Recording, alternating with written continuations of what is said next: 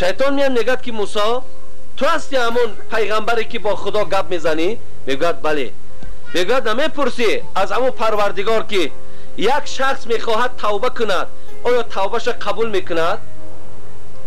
وقتی موسی این پیشنهادی به خدا میکند الله میگوید موسی آن کسی میخواهد که توبه کند و توبه او را خدا قبول کند اون کسی که از تو پرسید وای شیطان است. یقین دار وای شیطان است. مقصد موسی را با شیطان شناس کرد و به موسی چی گفت؟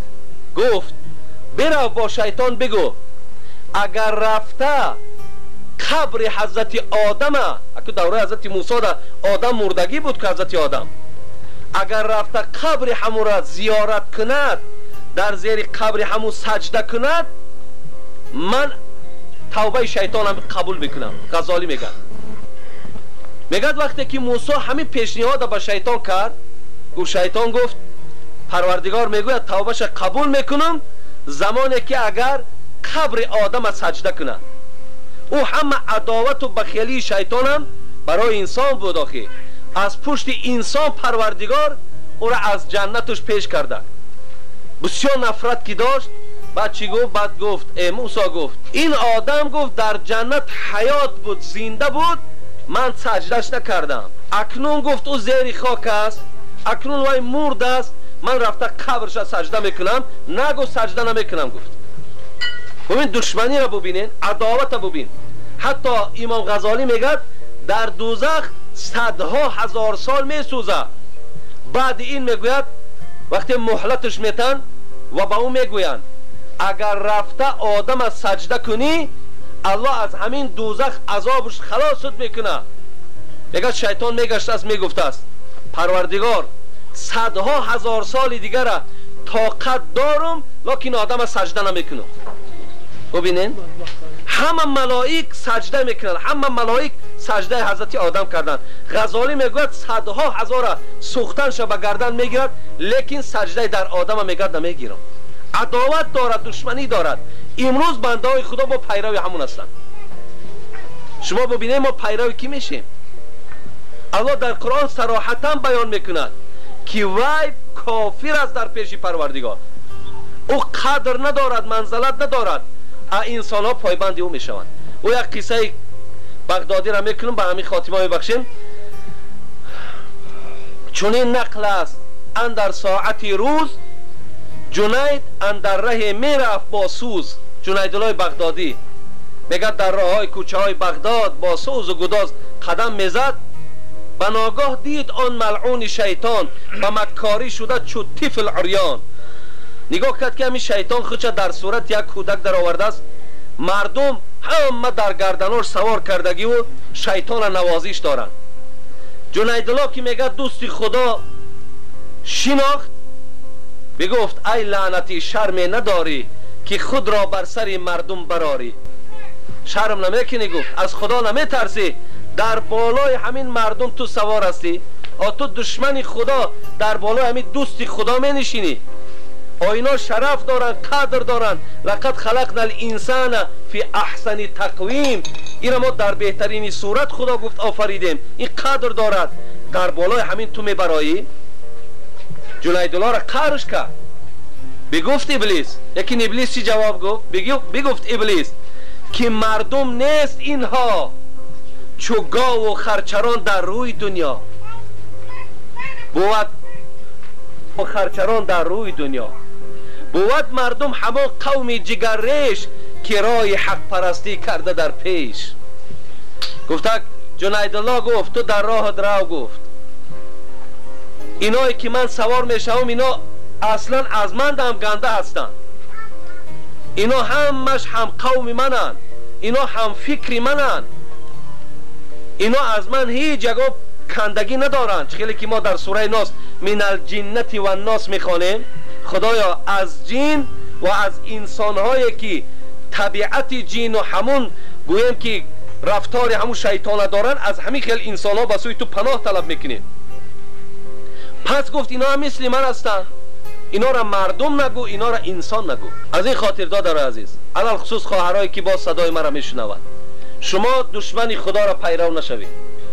زیرا الله گفت وقتی که شیطان مهلت گرفت گفت خدای تا روز قیامت اجازتون بده من همین بندگانی تو را در اغوا اندازم، همینا را از راه های درست بیراه کنم. خدا مهلتش داد و گفت کسی پیروی تو می شود همراه تو سرنگون در دوزخ می پرده.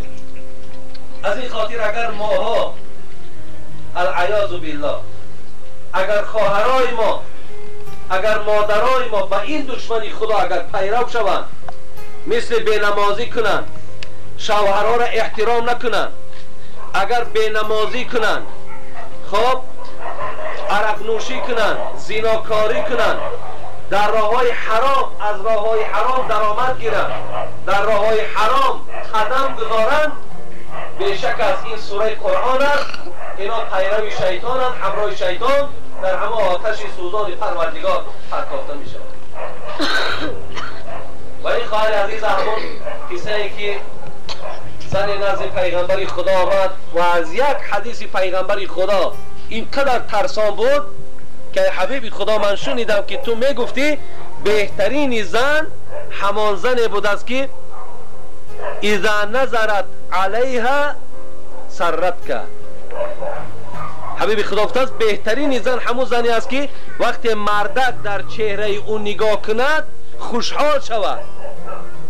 ببینین وقتی مردک در چهره زن نظر کند، چهره زن همچنان چهره با تبسم است، آنچنان چهره خوب به شوهرش نمایش میدهد که مردک از نظر کردن زن خوشحال شود.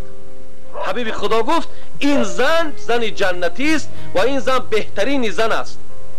ببینین ولی اگر زن، ولی ممکن خیلی آدمایی که زناشون همین خیلی استقبال خوبشون میگیرن تیز این سخنی مرا میفهمند، لیکن کسایی را که استقبال نمیگیرن شاید که مثال گویم بود استقبالی به این خیلی چهره چخل باشه، آن ندیده است بیچاره، ندیده است و زن او هم بیچاره این سخن که نشنیده است که بهترین زن زنی است که مثال به مرده که بیگانه نمیخنده، به همسینفش نمیخنده، به همسایش نمیخنده، همون بهترین خنده و تبسم شه در همین حلالترین مردک و از همه بزرگترین مردک برای او شوهرش است، همون تبسم زیباش برای شوهرش میکنه.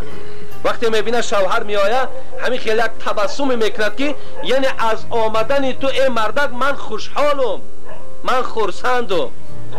انا وقتی همین خیلی قبول که کرد این پیغمبر خدا گفت بهترین زن است. این زن آمد گفت ای حبیب خدا این سخن که من شنیدم من شوهر نمیکنم. گفتن چرا شوهر نمیکنی؟ آخر اگر یکی من مبادای یگان بار اگر یکی خاطرم مشوش باشه، یکی خاطرم پریشان باشه، یکی اگان مصیبت داشته باشم و شوهر ما استقبال خوب نگیرم، از جمله بدترین زنها باشم، پیش خدا در چی جواب بگم؟ برای یک تبسم این زن خدا ترسیش ببین. حال امروز مثال زنای ما اکن من همش در نظر ندارم، من زنها را به نام خدا گفتی همون تاجیکای ما شما میده نان دم حرمت میکنیم، ما زنها را دوست میداریم چگونه پیغمبر ما دوست میداشت، ما حرمت میکنیم.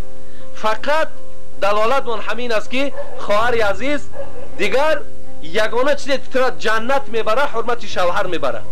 یگانه چیزی که تو را وارد جنت میکند اینم چی است؟ اینم حتی که همون گویم که رازگی شوهرت است. حتی حدیثات خواندیم که روز قیامت وقتی زنک هم جنت میدره مردک هم جنت، خداوند برای همین مردک و زنک کوشک‌ها را وقتی بینا میکنن همین زنک هم میگه پیش مردک میارن.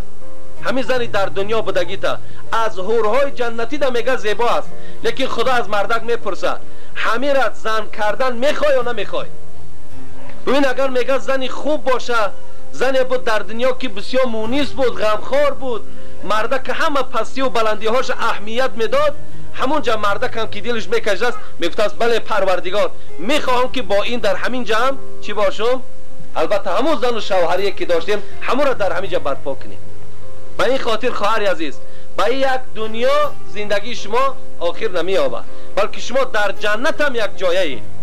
به این خاطر فقط شما اگر حرمت همین مردکا را بجا، مردکان باید گفتی اکی استاد من داملا، مردکان باید زنها را حرمت کنند. چگونه پیغمبرمان حرمت میکرد، عایشه چه خیلی که پیغمبر را حرمت میکرد همچنان حرمت کنیم. ولی زنای ما و شما حرمت در چی میبینن؟ یک یگان گپ شد بعد پیش برش میقپید توبه کنید توبه کنید. این میخواد گویا که خدا ترسی باشه، یا که تمام گویا حق شوهر به جا آمد، یا یک چهار کلمه را یک میپزه یک طرفک رایش میکنه. مثال برای نمیره، مثال حضرت امیر سعید علی حمدانی را بتین. خب مقصد هم یک نشانه خدا ترسی نه خواهری عزیز. تو اگر او کلمه را سری قطعی بخیز در پیش مردک بپس، پیشه که مردک در بمان او ثوابی را که در ایجا میگیری اگر تمام دنیا را تقسیمش که خیلی ثواب نیست. مرحمت برای تو بهترین راه، بهترین توشه انا همین است. خدا همه ما و شما را خاتمه بخیر دهد و خدای مهربان ما و شما را به آن چیزی که شنیدیم عمل کننده گرداند.